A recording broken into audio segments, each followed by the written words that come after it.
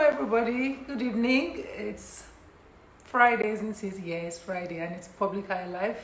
You know my name, Funmi Iyanda, and I'm being like this because I've got this guy here who's terrified, who's like shaking. I think it's really been a very difficult time for people around the world, and we all need some comfort. So in my family, we got him. His name is Prince. That's what my daughter calls him, and I call him Araromi. So Prince Arrow for short. Prince Arrow, say hi to everybody. Hello, hello, good evening, welcome. Yes, sometimes he'll come on the show because he's a baby and he gets nervous. He's still trying to settle into the house, and there are people pulling him all over the place. He wants to come up. Okay, so I should stop fooling around. Today's show is going to be about innovation, and deliberately I wanted to talk to young people, especially young people who are proven to be focused, just really highly focused on what the future should be like. There are three of them. I think you should know at least two of them, and I will start the first conversation this morning with Iyinoluwa Aboyeji.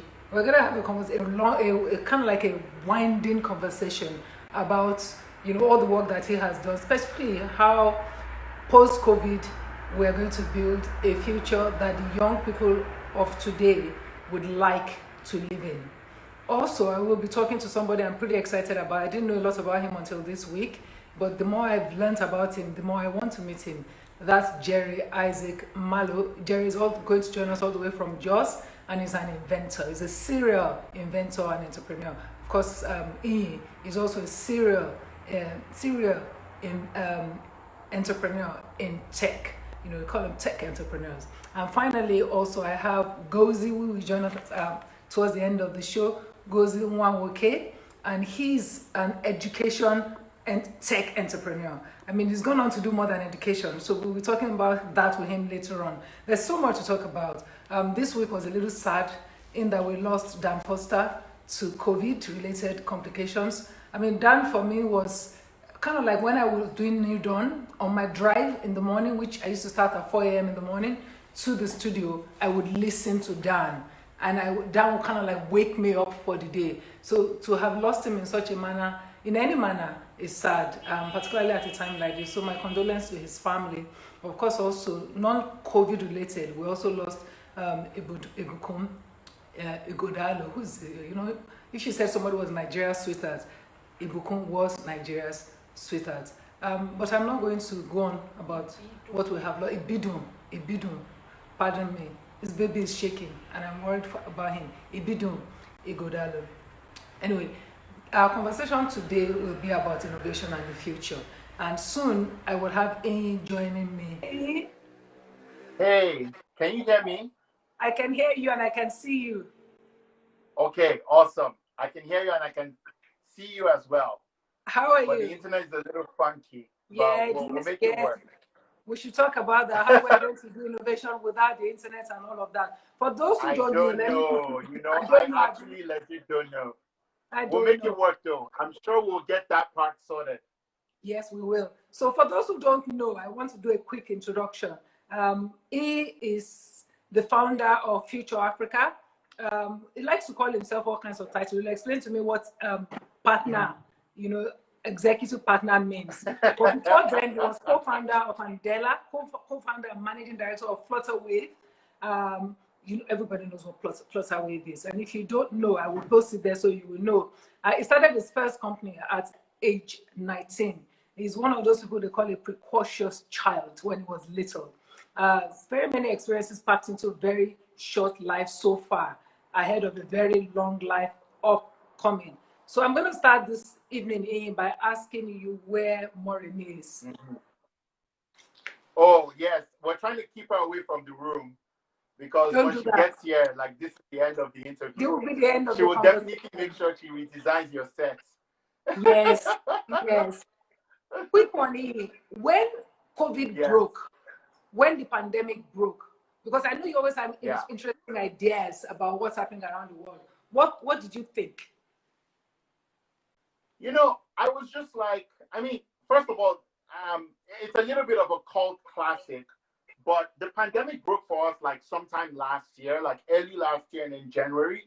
because a lot of Silicon Valley folks were basically like, you know, at the time I was in San Francisco, and a lot of Silicon Valley investors were like, "Don't come to my office. Like, you can't see me," you know, because they were afraid that they either had it or people had it, and so if at first I thought it was kind of a joke, like people were just trying to be classists, and then as things started to really dawn on us, like this is what's going on, I think I went from kind of like annoyance to like fear, and then from fear to like horror, and then from horror to like hope. It's a weird thing, right? It was just like it was a bunch of transitions of like emotional transitions. But you know, when we got to Nigeria, I think I had resigned myself to fate. I remember when I landed in Nigeria in February, I was like, this is the right decision because we're likely going to be locked down here for a while. I was right about that. And I needed to be as close to my team as possible. I was right about that. And yeah, like I just see it as the biggest opportunity we have to reset the way the world works. And I'm trying to take full advantage of it. Do you think that opportunity is understood in Nigeria, especially when you go against the backdrop of statistics like there will be 40 million jobs lost in the next year? What is the reason for optimism? Well, I mean, I don't think people understand what's going on, for sure. I mean, even just the way the government, the people are taking the issues, you can tell that people kind of think of this as a temporary thing that would end really quickly and wouldn't have any long-lasting impact on the country. But, you know, every day I'm confirming my bias, which is I think it's going to change this country forever, like in fundamental ways, across politics, across economics, across even the way government functions, across even the way people regard each other, across the use of technology. It's all going to do it. And when people talk about, I mean, the reason for optimism is, I mean, 40 million jobs will be lost, maybe, because I still question those statistics. Yeah. But I also see, like, what does that become, right? When we live in a society where we're not bound to ASU anymore, and anybody can be educated anywhere, and the internet becomes our gateway to all that is possible because we have no other options. What kind of world is that, and what does that mean for the average young Nigerian? Because I've always believed that our physical environment imprisons us, and that the way we will get our freedom is through this portal known as the internet. So for me, I'm like, freedom finally, right? Like people are not going to like the process of shaking off their chains, but it's here, and no one can do anything to stop it. So you talk about the internet, for example, like you and I can barely see each other sometimes. And that's, you wonder then what the limit of technology itself is, especially when you don't have the structure on ground that kind of like powers technology in the first instance. How do you get around that? That's on one hand. And then, of course, the other hand is how do you get around the whole structure of governance if you're not going to engage governance? How does this, you know, I mean, how do people get around governance? Yeah. So innovation, right? That's how we get around it, right? So I mean, I've been working with you for a while now. I consider you one of my mentors, and we've talked about this program. You've been trying to drag me to do new things. Put it as it is, including using social media to do a show. But the point I was trying to make was this show. We've talked about in many different ways it could exist. Could we have imagined it existing in this way? We couldn't, right? We thought it was going to be a television show. We would need all this budget to shoot. And all of a sudden, here we are, right? And it's a completely different kind of experience from what we originally thought it would be. And that's just the beauty of innovation and technology. Yes, you know, our connectivity isn't great, and that's sad. But at the same time, we still manage to engage. We still manage to converse. We still manage to get our points across to the hundreds and thousands of people who will join this call tonight. So, and we will continue to invest in that infrastructure. There are new structures for investing in infrastructure that previously governments were averse to. I remember trying to make the case to a lot of governors in Governors Forum about dropping right of way back in 2018, 2017, when I was in Nigerian Industrial Council. I was laughed out of meetings. But now it's a fact of life. It's like, do you want good call service? Well, you got to drop that right of way so we can beef up the service. Or your economy is going to be shut out from the global arteries of trade and commerce as they exist today. It's a life and death issue, which spills over into the point with governance. Look, the Nigerian state is fundamentally broken, and now it has no more walls to back into. It is literally at its end. That's a strong statement to make, that the Nigerian state is fundamentally broken. I saw recently the economic, the post-COVID economic, the COVID recovery economic plan. I saw it. I read it. Yeah, I saw it too. But like, who's going to fund that? Yes, so I was a little concerned about that, about where the funding for that will come from. I mean, we're probably just a couple months away from being downgraded as pretty much our bonds being downgraded as junk bonds, right? So like, we're going to have to innovate governance for real. Like, we don't have a choice now. There's no oil price to back into. And even if the oil price improves, like, the structure of that industry is fundamentally changed, right? The world is not going to restart the way it was before. And we all admit that things are going to change. They're going to be different for a while. So what I see innovative governance looking like is there's now an opportunity to highlight from all these challenges people who manage to create new governance models that allow their states to continue to exist.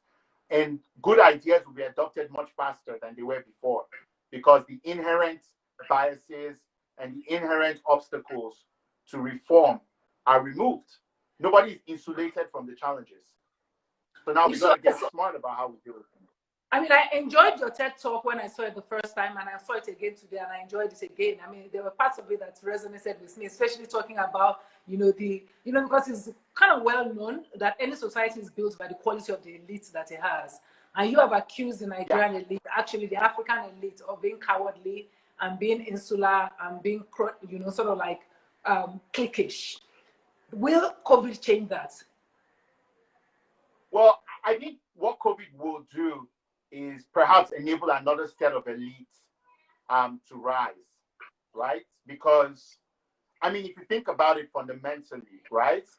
As the structure of our economy changes, there is going to be a huge transfer of wealth, right? That's just the way these things work, right?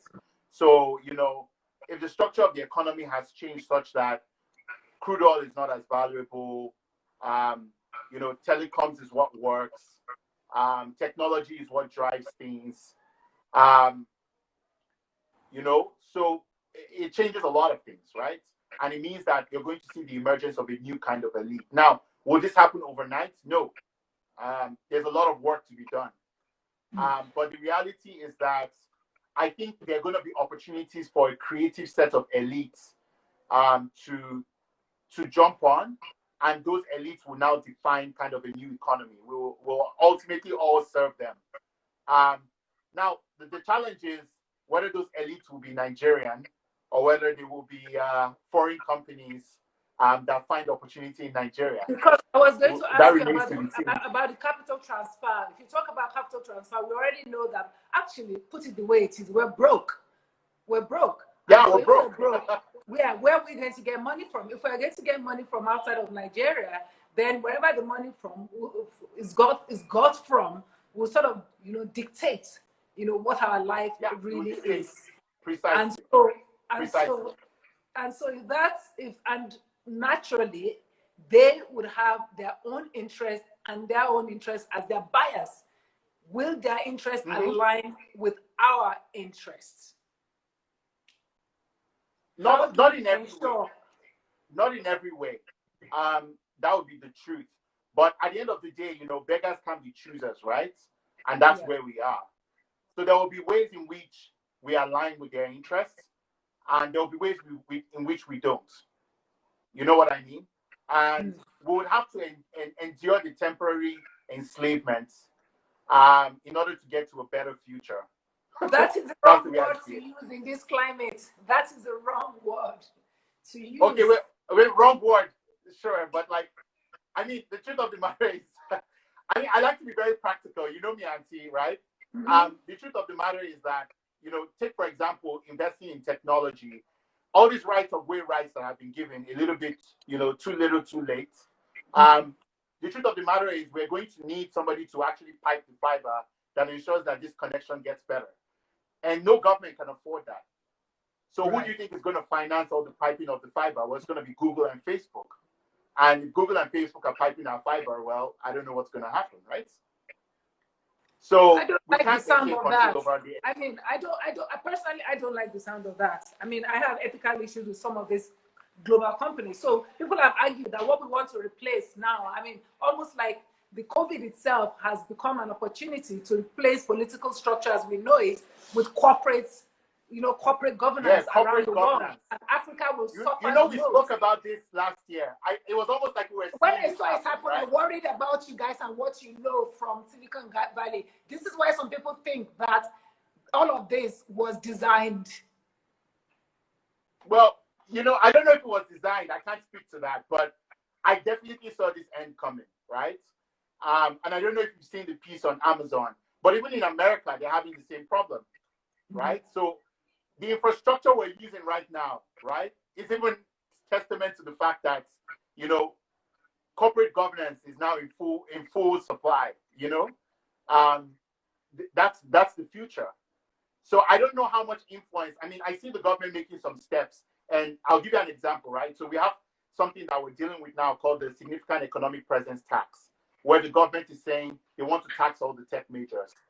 And like, I was just looking because I'm like, okay, Minister of Finance, I understand where you're coming from. You need the revenue, and these people are widespread.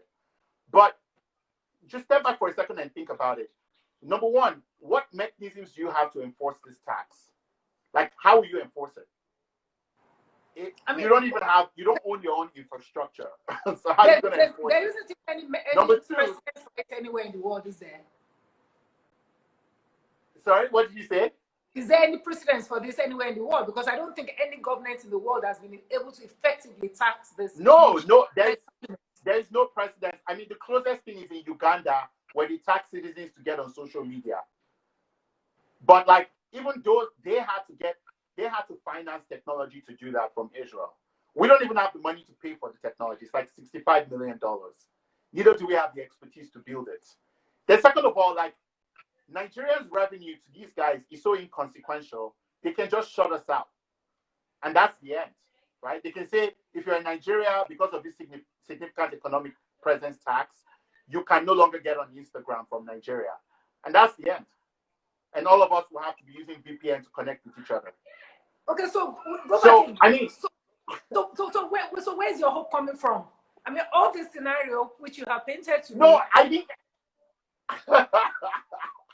Well, see, the hope comes from the fact that at the end of the day, when these problems come to a head, right, there are good people in our industry who will be called on for their expertise. And perhaps they will be able to navigate us out of the troubled waters. And what is after those troubled waters is probably better. Because things will obviously get bad, right, before they get better. And that's where my hope comes from. The structure is broken, so there's an opportunity to kind of revamp it. You get what I'm trying to say? When you say we have the people to do this job, I refer you to the conversation earlier about elites, because although generations differ in Nigeria, there will seem to be that mentality is similar. Something you've spoken about in the past that I've seen throughout my life is the tendency to compete rather than to cooperate or to it's across board. And I was taken aback and disappointed, I will say, when I saw that same thing in younger people, not just amongst themselves, but even against people who are either younger or older than themselves. Which do you need to change? We've talked a lot about structural changes that need to happen. And I've asked our question, which would have to come first: the people or the structure? What is COVID going to make happen? What I think it really boils down to is still leadership. right? I don't think individual people are going to change themselves, right? I think what's going to happen is you're going to have people who have a longer term perspective to these challenges start to lead the people in a different direction. And then structural change will emerge from that energy. And you know, the truth of the matter is I consider myself you know, responsible for that kind of change, right? And we're building a community where we're saying, look, the only way Nigeria gets out of this as one country is if we innovate our way out of this.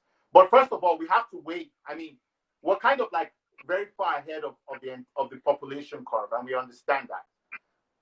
And we've always been. I mean, I've been talking to you for a long time, so you know a lot of what I've said before. It feels like I'm telling you, I told you so. But we have to wait for people to get to the junction and then tell them, look, you know, we have to think differently about how this works. And I'll tell you this, right? The conversations I've been having with government officials, with elites since COVID started are radically different, right? There's a lot less looking down on, a lot less grandstanding for people who actually understand how dire our situation is in. And there's an opportunity to actually educate at this time. Right. So I think that's really where it's going to start. It's going to be leaders from among the people that are right for the time, men who understand the times and what we need to do, as the Bible says, right? Who will guide did you say men towards the direction of structural change? Did you say men figuratively or literally? Well, men and women who understand the times and what we need to do. So in terms I was quoting Bible directly. I'm sorry. So you know I was going to pull you up on that. So in terms of the layers, you know, of change, where is the fulcrum? Where is the point where if you turn that piston, you can begin to move things in the right direction? Is it going to be first where we find the money, or what? You know, I have a different point of view from this, on this from most people. I don't think change can happen in diffusion. So there's a theory out there that, you know, one day people will just wake up in the morning, start to believe in a new Nigeria and understand that change comes from them. Historically, if you study revolutions and movements, that's not really how it happens, right? Change has to have a place and address, right? So, I mean, I'm working on a project where I'm thinking of, I'm basically trying to establish basically a new place or space for innovation, with the hope that whatever comes out of that space or place can inspire others to seek the same from their own environments. To say, oh, if this is possible in Nigeria, surely it's possible in my part of Nigeria. And then that kind of brings people up. And, you know, you need that kind of, like, just like Harlem was the space for the revolution that led to the civil rights movement in many ways, right? Just like, you know, Tiananmen Square was the space and place for the revolution that led to the Chinese revolution. You know, St. Petersburg Square, like, revolutions converge somewhere, change starts in a place. And so I think the way this is going to evolve, in my opinion, is that people are going to create these spaces and then change will kind of diffuse from there. And I've seen that even in the technology industry. Like, technology today in Nigeria is a $2 billion industry. It wasn't always like that. There was a bunch of people on the 6th floor of CC Hub chit-chatting. And now many of those people are like big men and women today. I have to make appointments to see them and all that. And they're sitting on $100 million companies, you know, and so on and so forth. But it used to be a very small, tiny community. And then change kind of started from there and then diffused. So I think what's going to happen is we're going to have a place that will be a reference for this type of society we want to build. Other people will trudge there and see it. It'll be like a mecca. And then they will take it back to their communities and say, this change is possible. That's what I see as the future. That's one scenario. Isn't that a scenario that might widen the inequality gap already? Especially since we're dealing with one nation. So if you have like one spot where, you know, everything is happening, or one space where everything is happening, doesn't that create resentment? Don't you want to then shut it down? Isn't this what my neighbor they do, you know? Well, You know I that think it saying. depends You on know what that people are saying in doing there. Nigeria. You know that saying in Nigeria that if one person's own does not scatter, another person's own cannot be good. But the thing about it is that, well, I mean, that's when change is diffused, right? If it's a solid block, it's like today, if somebody comes and says, "I want to bomb Silicon Valley," I mean, that's like the top 6 companies on the U.S. stock exchange, right? That you want to bomb. Do you get what I'm trying to say? Yeah. They're so powerful that it's impossible for you to withstand them. And I think that's really how it's going to happen, right? It's like you're going to create a powerful but often unacknowledged block, and then from there, like the change evolves. Because I think it's also helpful to think about the historical record when it comes to these things, right? The last time we had a pandemic like this was in 1918, right? 1918, World War One, soldiers come home, we have race riots. Then in 1920, we have this group of entrepreneurs start to emerge somewhere in New York, upstate New York, and all around the East Coast, and start to do different sorts of innovation, from factory line motoring in Detroit all the way to all sorts of stuff, right? And then that established like a whole new wave of innovation that we call the Roaring Twenties. And New York was at the center of it, and the whole of the East Coast enjoyed the benefits, right? And I think that you need to create that kind of space for you to see what comes next. And that space can become so powerful that other people don't even want to see it go away, because it's kind of like the leading light of the nation. And I think that those people can then influence others to desire the same thing in their environments, and that's how those ideas are exported. If you think about it, it might seem a little like, I understand your point of view. Like, I think we've been trained in Nigeria to see everything as a populist movement. It seems a bit sci-fi. Is it what? It seems a bit sci-fi. But a lot of things that seem sci-fi actually end up happening, right? Yeah. Yeah. So I don't know. I look to sci-fi for my own inspiration. I want to take questions from people. So I want two quick questions. I want to take questions from people. And that's like, why I know your vision is Africa-wide. Your company is called Future Africa. So I mean, if you could speak to that very quickly, what that vision is. But then, why Nigeria? Why not Ghana, for example? Everybody says Ghana is much more sane. Well, Ghana, come on. Well, okay, fair enough. But first of all, I mean, the idea with Future Africa is this idea that Africa basically is at the heart of our shared future, right? And what do I mean by that? It's going to be the country with the largest population in the next 30 to 50 years. It's going to have the world's largest working population. It has the most complex problems to solve. And when we define an African future, which is what drives a lot of our work, we define an African future as a future where everyone has access or has the opportunity to pursue a life of purpose and prosperity. So they're doing what they like, and they're also getting rich doing it. That's how we live. That's what we believe. But the way we get to that world where purpose and prosperity is within everyone's reach, it's not guaranteed for you, but if you reach out for it, you can get it, is by leveraging technology to spread abundance, and by leveraging technology to support innovators that are building the things that spread abundance. At least that's my belief, right? And that's how I'm thinking about the future here, right? We have a responsibility to leverage innovation to build an African future that is just for people.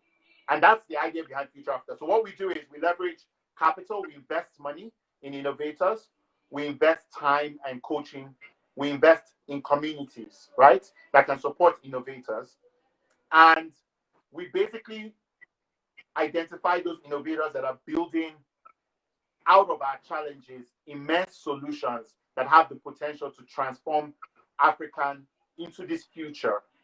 Now, Nigeria, beyond the fact that I'm from here, is critical to that mission because it is still the most populated African country. And it actually represents the biggest challenges that the Black race has. some of the biggest challenges the Black race has.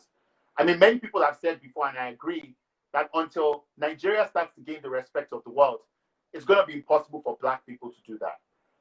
And there's evidence that we can, because we're responsible for all these amazing innovations elsewhere in the world, except at home. So for us at Future Africa, what we're trying to do is really build a place and time for this innovation revolution, where people are going to be able to build things that change the lives of millions of people and solve big problems in our society. So that's why we exist. Right. I mean, I love the sound of it. You know that I love the sound of it, and I share that vision. The thing I want to ask is why have we not done this prior to now? You said it how it is that, you know, people of African origin has led innovations in other parts of the world. Why has it not happened on the continent? I mean, the easy answer is to point at colonialism, slavery, and all of that. In your opinion? No, I don't believe in those.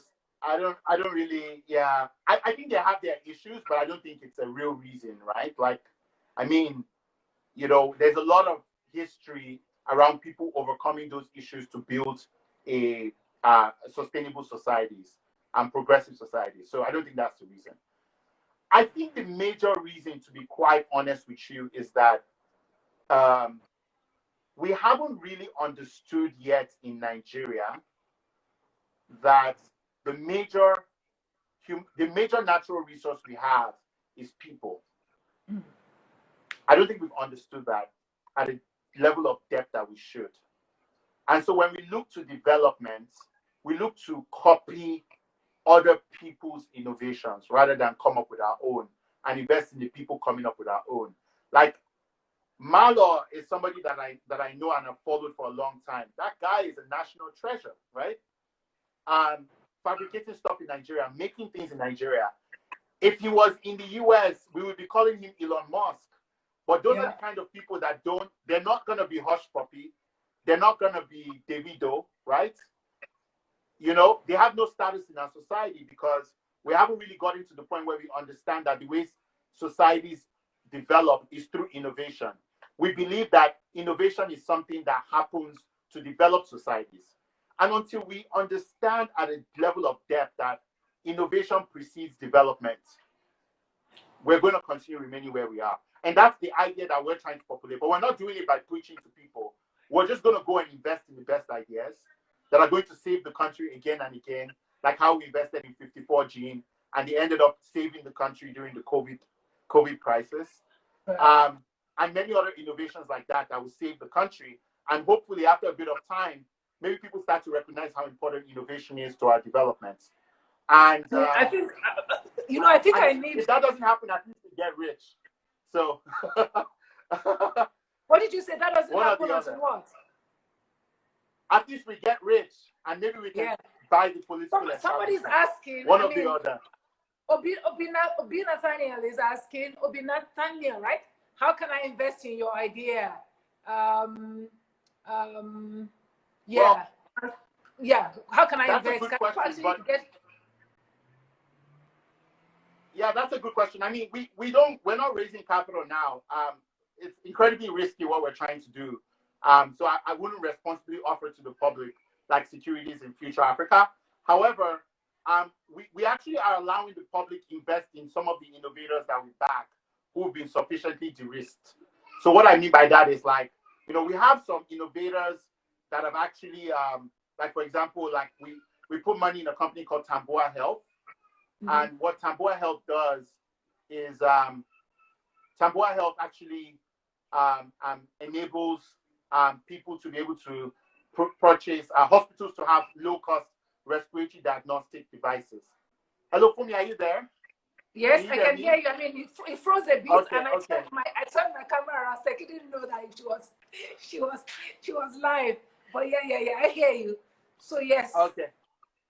So I mean, that's an example of a business that we've been. And that business is specifically solving problems on the in real time concerning COVID-19, isn't it? Yes. I mean, so for example, right, if you have COVID and you're doing better, how do we measure that you're doing better? Today we have only two options, right? One of which is absolutely dangerous, which is your stethoscope.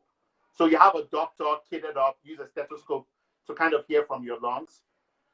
The other one, which is actually a little bit less risky, but also very expensive for most Nigerian hospitals, is using like an MRI or a CT scan to scan your lungs. And there's nothing in between. An MRI and CT scan can build 5 hospitals. So how do you build a highly technical device that actually allows people to be able to diagnose their respiratory health in real time, right?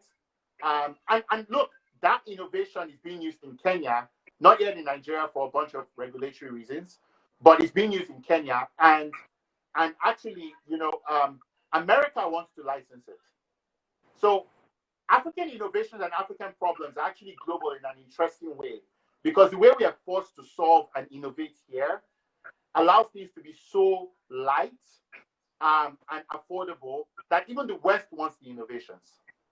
Yeah, right? I mean, So I think that's why I really believe in what we're doing. When I hear that immediately, Sorry? I'm thinking. When I hear that immediately, I'm thinking, if we don't take advantage of these innovators, what happens all the time then happens again, that the West or other parts of the world basically takes them and takes the innovation. There's a lot of question about how can we support, how can we get involved, and all of that. You've already answered that. That's coming in the future. There's also questions about broadband and learning and education. Those questions will be answered later on in the conversation, in the show, because Gozi is going to join us, and that's what he does, education and tech. Let me see. Are you still? Awesome. Yeah, somebody's asking, are you still a gay rights activist? That's left of field. I don't even know where that came from. Well, yes, but I support the rights of every human being. Well, yes, exactly, precisely. That's how I would answer that question. That's how, right? yes, because basically, everybody. Sorry? You go on and answer it. Well, very simply, I think I believe in the right of every human being to do whatever they like with their body. I mean, that's how I would answer that question. Absolutely. And I think I don't know. I don't know. I would consider myself an activist. I feel like that's a slap on people who are actually fighting for those rights. Exactly. I don't. I think there are other people who are doing amazing work in that space, and they're probably the experts at that. I'm just a test guy. The guys here are telling me to get the who's trying to be decent. That's it. Yeah. I mean, at the end of the day, even talking about that, isn't that the focus once again on human capital? Whether it is female capital, yes, exactly, or any other kind of capital, we don't use our people. So our focus is always on, something that's unimportant, because we are in trouble right now. Yeah. And we have to come together. Minerals, culture, politics, everything else but human beings. And that's why the country is the way it is, right? Because we don't actually think of human beings as economically useful. And I think that's the biggest mindset shift that we have to have if we're going to get out of this. Or let me put it this way, we are going to get out of this.